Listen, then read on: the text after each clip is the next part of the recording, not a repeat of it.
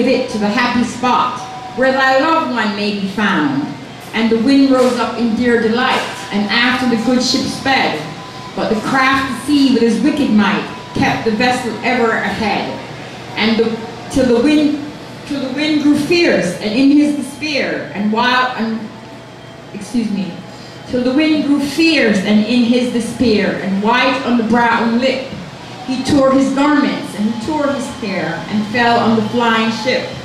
And the ship went down, for a rock was there, and the sailless sea loomed black, while burdened again with dole and care, the wind came moaning back. And still he moans from his bosom hot, where his raging grief lies pent, and even when the ship came not, the sea says, I repent. And the next piece I'd like to do for you, because I'm not just a poet in love with love, I'd like to read to you some pieces that are more of a social concern. And the first piece is called Children of the Night. It was inspired by my observation of children who were homeless, loveless, and unwanted. And this is my interpretation of what would eventually become of these children. And this is called Children of the Night. In every city across the land, darkness and despair play host to the children of nowhere.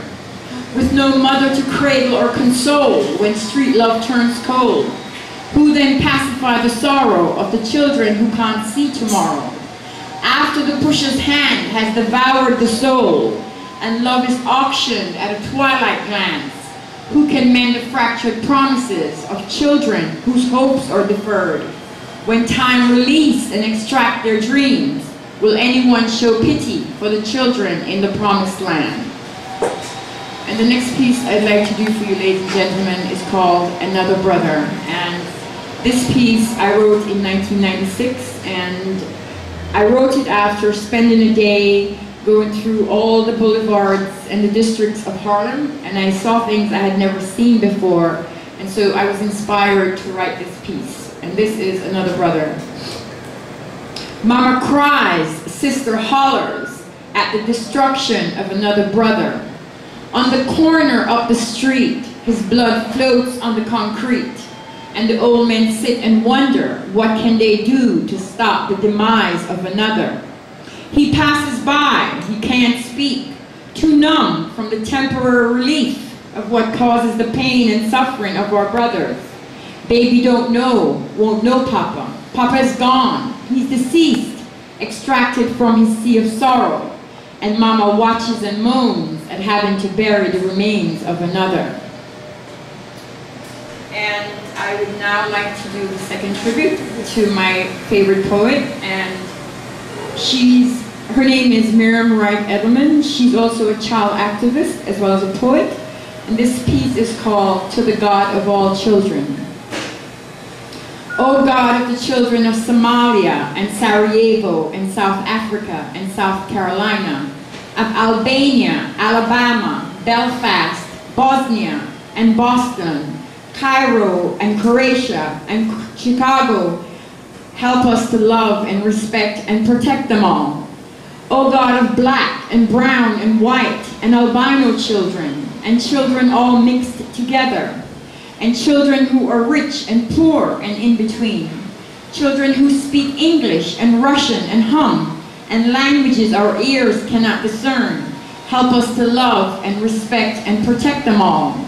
O God of the child prodigy and the child prostitute, the child of rapture and the child of rape, of run, of throwaway children, who struggle every day without parents or place or friend or future, help us to commit to love and respect and protect them all. O God of the child who can walk and talk and sing and dance and play and jump, and of children who wish they could but can't, and children who are loved and unloved and unwanted and unwanted, help us to love and respect and protect them all. O God of beggar, beaten, AIDS, neglected, drugs, hunger, ravaged children, children who are emotionally, physically, and mentally fragile, and children who rebel and ridicule, torment, and taunt, help us to love and respect and protect them all. And finally, O God of destiny and of the children of destiny, and of the children of despair, the children of war, the children of peace, of disfigured, diseased, and dying children, of children without hope, and children with hope to spare and to share. Help us all in this room to commit to loving and protecting them all, and help us to commit in advocating that this great and wealthy country will leave no child behind. Thank you, ladies and gentlemen. And the next piece I'd like to do for you is also a tribute to another favorite poet of mine. This is my own work, and it's called A Letter to Robert Nesta Marley. He's probably better known to you as Bob Marley, and so this is A Letter to Robert Nesta Marley. There is still much trouble in the world. There is war and rumors of war, because we're still trying to chant down Babylon. No, Africa is not united. They say they have freed South Africa of subhuman bondage, but there's much we and them have to work out. Yes, Jah lives, but the cry of the women and children can be heard each time the bad card is dealt. We're trying to hold on to the teachings of His Majesty, but they stir up so much mix-up about us. And in this concrete jungle, where it's survival of the fittest, we keep on fighting their devil philosophy. It's hard sometimes to wake up and live and lively of ourselves when we're being ambushed in the night, shot by the sheriff. The exodus of our people is nowhere near. It looks like the Zion train has abandoned this way, leaving us waiting in vain.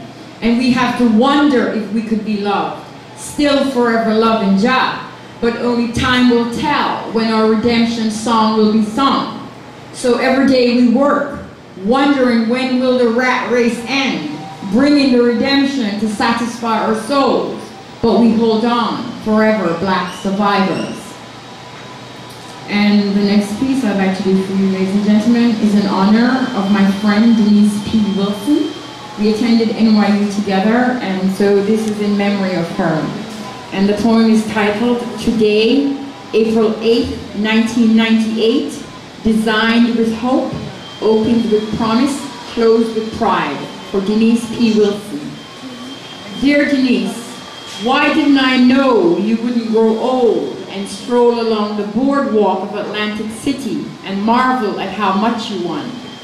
Why didn't I know that spring would appear and the Staten Island ferry would sail from the harbor, and you wouldn't be on board laughing in hysteria like the time I told you I want to meet Truman Capote and Tennessee Williams when I am dead? Why didn't I know the sound of your footsteps would become silent from Battery Park to Times Square, and you would no longer complain about the distance?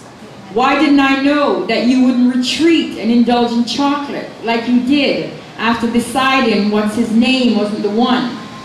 Why didn't I know I wouldn't meet you at West 4th Street or at the Pink Teacup and listen to your plans for retirement at 40? Why didn't I know that there would only be 8 days for you in April, when on April 1 you went on about your investment plans?